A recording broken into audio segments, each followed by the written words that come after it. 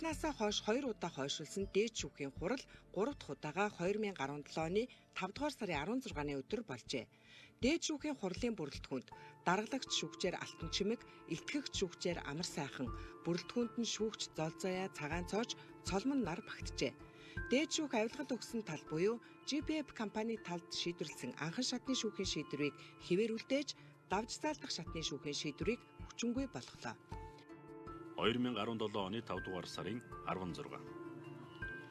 Улсын дээд шүүхээс давзаалдах шатны шүүхийн магадлалыг хүчингүй болгож, мөнгөн шагааг GPF компани 60% эзэмшигч мөн гэж үзсэн анхан шатны шүүхийн шийдвэрийг хэвээрүүлдэйлээ. Дээд шүүхийн хурал болсны маргааш нь бүрэлдэхүүнд орсон шүүгч Цагаан цоож нь авилгын мөнгөний гол зуучлагч Бямбагаас өмгөөлөгч инх төрөөр дамжуулан 10 сая төгрөг авсан гэж үзээд яллагдагчаар татжээ. Мөн тэр өдөр буюу шүүх хурлын маргааш мөнгөн шагаан талынхан хэргийг өөрийн талд шийдвэрлсэн улсын дээд шүүхийн шүүгчдэд шагнал болгож өгсөн 20 сая төгрөгийг Чингэлтэй дүүргийн иргэний эргийн анхан шатны шүүхийн ерөнхий шүүгч Сайхан цэцэг авсан гэж үзээд түүнийг яллагдагчаар татжээ. Дээд шүүхийн хурал болохын өмнө улсын дээд шүүхийн шүүгч Цолмонд хахуул өгнө хэмээн амлаж цогц эрх партнерс товчооны өмгөөлөгч Амгаланбаяр 45 сая төгрөгийг хэргийн оролцогчдоос авсан байна.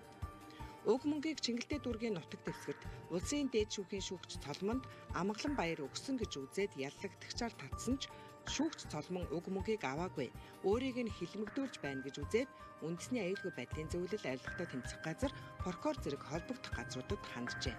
За энэ хүний таних бол тань 2003 оноос 9 оны хооронд би хууль зүйн үндэсний төвийн иргэний хууль тогтоомжийн секторын эрхлэгчээр ажиллаж байхад тэр хүн захирлын туслахаар ажиллаж байсан.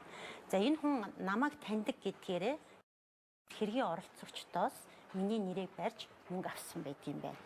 Одоо бусдын нэрийг барьж одоо заллин хийдэг үйлдэлийг энэ хүн гаргацсан байна. За энэ хүн тэгтээ энэ мөнгөө надад өгөөгүй гэдгээ өөрөө хэлдэг. Өгөөгүй энэ мөнгөө захиран зарцуулсан баримтуудаа хилийн чандад 2 удаа гадаад явсан гэдэг баримтуудаа тэр паспортын хуулга нь хилийн баримтаараа бүх зүйл нь тогтоогддог. Өөрөө энийг одоо энэ хөлдөөч ирж байгаадаа гимшиж байгаа ингээд илэрхийлсэн байдаг. Энэ тохиолдолд та энэ хүн одоо заллин хийчлээ, миний нэрийг бариад, миний албан тушаалтай холбогдуулаад заллин хийлээгээд буцаагаад Амгаланбаяр дээр одоо эрүүгийн хэрэг үүсгэх гэж болохгүй гэж үү? За би энэ талаар прокурорт гаргасан удаа дараагийн гомдолтой бичсэн байгаа. Энэ хурал 17 оны 4 сарын 27-нд хойшилсан. Тэр бүрэлдэхүүнд би байгаагүй. 5 сарын 4-нд бол шүүгч нь өвдөд хойшилсан. Тэгээд 5 сарын 16-нд болсон. За энэ үеэр энэ хооронд энэ Амгаланбаяр гэдэг хүн надтай уцаар ярьсан байдгийн байна. Нэг удаа ярьсан ямар шүүгчнэр хурал зарласан байна гэдгийг асуусан юм байлээ. Би тэрийг хурлын зараас хараад хурлын зар дээд шүүхийн сайтн дээр байж байдаг, хурлын зар дээд шүүхийн үүдэнд байж байдаг. Хурлын зараас хараад ийм шүүгчнэр хурлаа зарласан байдгийн байна гэд хэлээд өгсөн.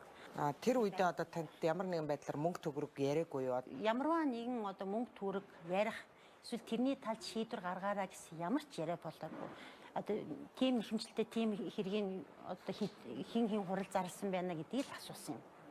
Тэр одоо өмгөөлөгч нь биш мөртлөө одоо тэрэнд тэгж тэр шүүх хурал тийм одоо асуух тийм шалтгаан юу байсан юм бэ? За тэр шалтгааны мэд 125 сая долларыг шүүгчнэр хувааж авч байгаа бичлэг байгаа гэдэг нь хэрэг тийм бичлэг байдгийн бол одоо нийтэд ил цацаа, ил гарга.